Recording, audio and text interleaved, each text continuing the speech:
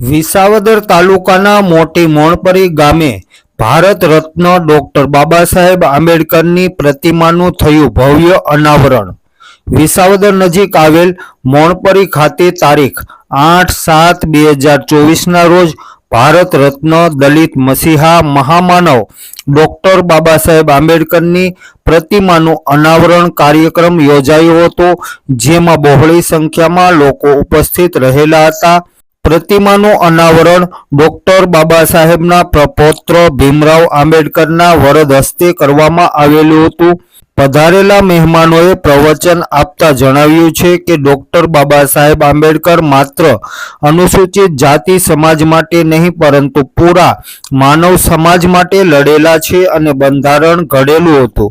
સાથે સાથે ભારત દેશની તમામ મહિલાઓ માટે તેમણે અનામત અને મહિલા ઉત્કર્ષ માટે કોડ બિલની રચના કરી અને તમામ મહિલાઓને શિક્ષણ અને સમાન હકનો ડોક્ટર બાબા સાહેબ આંબેડકરે અપાવેલો હતો। સાથે જ અનુસૂચિત જાતિ ઉપર થતા અત્યાચારો સામે લડવા પણ આહવાન કરેલું હતું।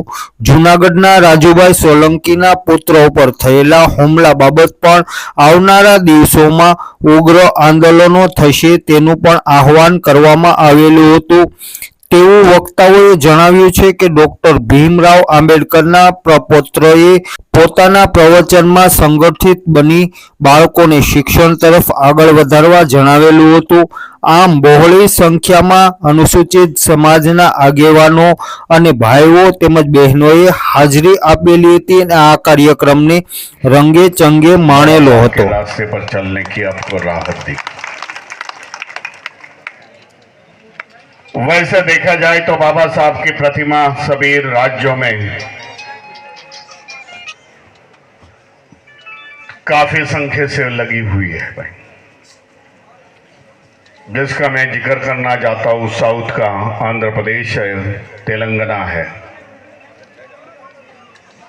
जहां बाबा साहब की प्रतिमा विजयवाड़ा में, मैं अभी 15 दिन पहले था, विजयवाड़ा में बाबा साहब की प्रतिमा 125 फीट है। हैदराबाद में सेक्रेटरी हाउस में डॉक्टर बाबा साहब की आंबेडकर की प्रतिमा 125 फीट है। 2 प्रतिमा बाबा साहब की